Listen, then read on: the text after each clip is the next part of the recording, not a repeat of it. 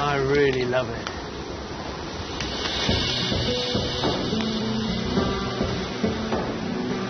But yum. And this is looking pretty well good to go. It's nice, yes, it's tough. But then again, so is this lizard. The jungle can be punishing on your body, so use rest time to give yourself a once-over. One of the things about jungle living that you just have to get used to is having permanently wet boots and feet. But really, if you've got boots that don't have little holes in them like jungle boots, you want to improvise. And if you just get a knife, stick it in, that will just let the water then drain out through there. And that's going to help stop you getting trench foot. And in the jungle, if your feet go, you're in a lot of trouble. In this sweltering rainforest, it can take just hours for trench foot to set in. Blisters and open sores become gangrenous, then you'll be going nowhere. Following a jungle river in Sumatra, facing a week of challenges to show you how to make it out alive from one of the world's toughest rainforests. It's the fastest route out, but it's rainy season, when as much as 2 inches can pour down in an hour. Isn't looking too promising. Water levels can rise 4 or 5 foot in less than 30 minutes. This river now has only one way to go: down.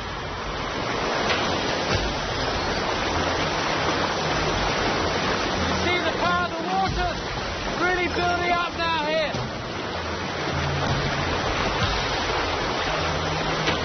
The steep slopes of this canyon are smothered in slimy moss and dense jungle. The quickest way out of here is to climb down. Must be about a 40-foot drop straight down this. You see there's a huge amount of water going down it. In fact, I know what to do.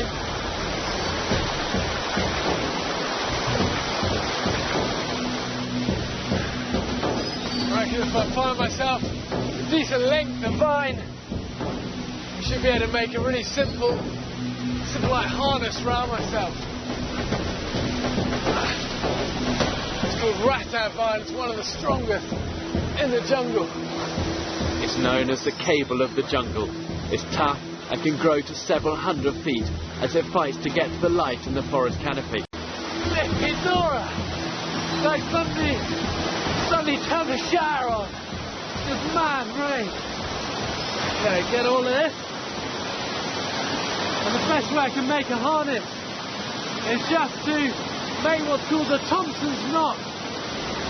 And if you find the end, what you do, take the end, stand on it, and then measure up to about your chest. And then you want 4 times that. And then in that, just put a really simple overhand knot.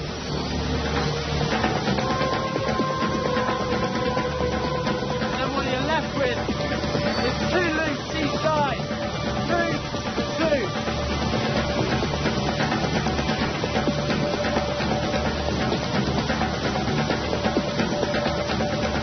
And then you're well supported. 1 central point, 2 leg loops, and 2 good chest straps here. And as long as then this one holds, I'm good to go. This trunk might look puny, but jungle trees have deep, long roots, so it should take my weight.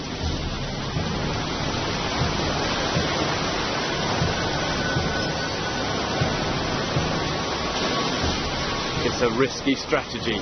It's wet and slippery as ice, and the river is thundering down. One slip and the force of the water would smash you against the rocks. Okay. Let's go for it. Get down this thing. Taking quite a lot of friction. Round the vine, round the tree. That means I can lower my body weight quite comfortably. It's just slowly slipping. I'm literally yanking at my neck. Let's get down. Definitely not as comfortable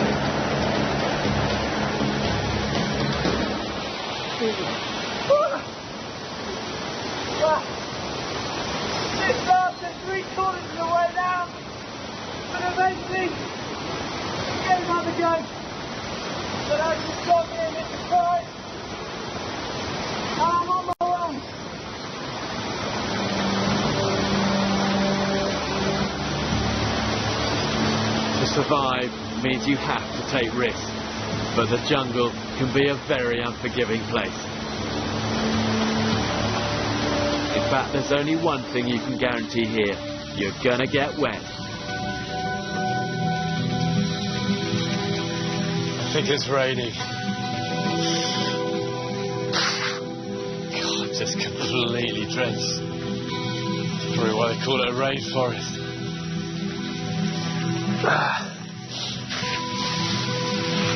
One thing you learn very early on with jungle living is just to accept the rain. But during the day, you're just gonna get soaked. You just need to go with it. Because trying to fight this sort of rain, really in the jungle, is a losing battle. But rain means fresh water, and there'll be plenty in the hollow of this bamboo. In the sweltering humidity of the jungle, you can shed around 4 pints of fluid and minerals every hour. If you don't top up, you'll get dehydrated. And if you're dehydrated, your chances of getting out alive plummet.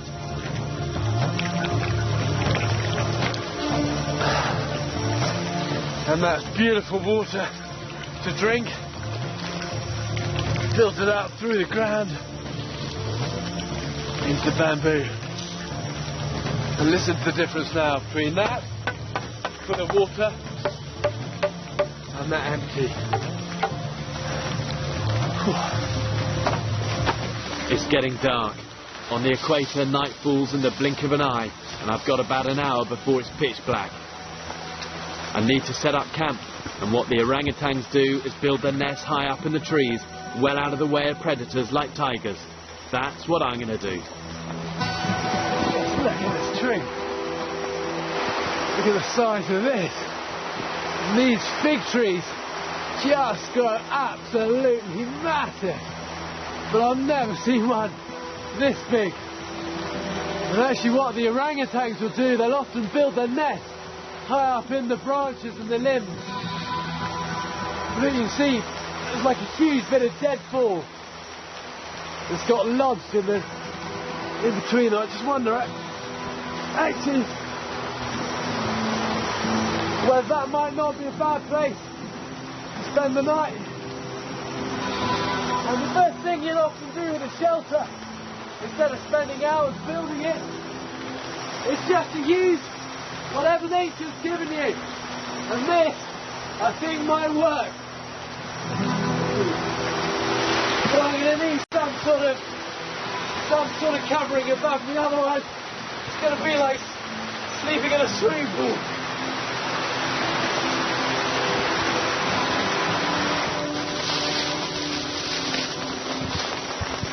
Making just a really quick emergency shelter, you're not going to do much better than using these banana leaves. Look at the size of them.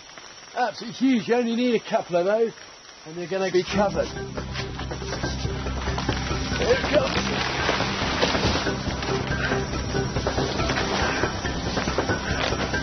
Actually, there's some bananas up that one. Let's see if we can get it there.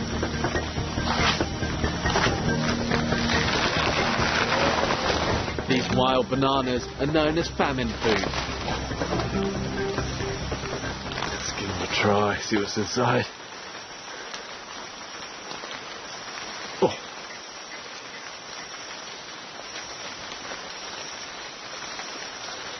Not kind of like you imagine bananas. Pretty bitter, but loads of them, and that means loads of energy. What I need when it's like this, raining, hard work, and a shelter to build before it's night time. A few more of these. These liana vines are perfect for hauling up materials for my shelter, and there's no shortage of them. They make up almost half the entire jungle canopy. Kind of running out of light here. I just want to get this finished before it's completely dark.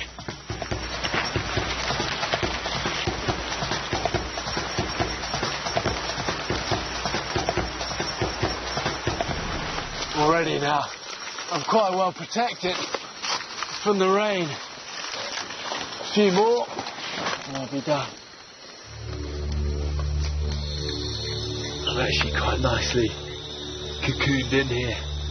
These banana leaves are keeping the rain off me. And I'm beginning to warm up. If I just get this little fire going, that will round it off. Getting a fire going in a soaking wet jungle is not easy, but it's worth persevering, and it can be a huge morale boost.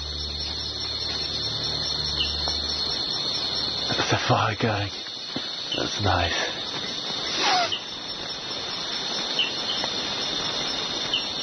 It's so nice just to be able to get out of that rain and begin to dry out of it, especially my feet. One of the real pleasures of the jungle is taking your boots off at the end of the day, wringing your socks out and your feet. And these probably don't look very pretty or wrinkly like prunes, but at least I can now dry them out and dry these socks out as well.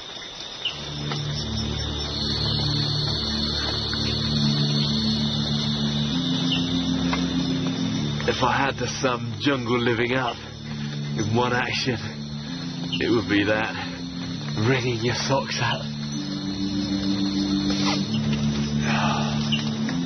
And I know that up this tree I'm out of danger of any of the bigger animals. Well, I seem to be sharing it with quite a few creepy crawlies, but apart from those, I feel quite good up here. And hopefully I'll get some rest, because tomorrow I'm gonna need it. I spent the night 40 foot up in a giant strangler fig tree, safe from predators that prowl the forest floor of the Sumatran jungle. I'm having to use all my skills to show you how to make it out alive. But first, breakfast. This tree's hollow trunk hasn't just sheltered me, it's home to a whole host of beasties. See that? Little beetle larva. In fact, not very little, quite a big beetle larva. But this one is edible, and that's my breakfast.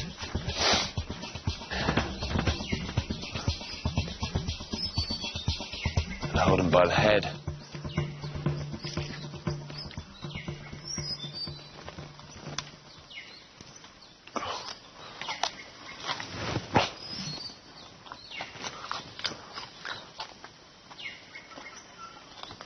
And it has that texture, cold custard, and as if someone's put some rotting fish in it and then left it overnight.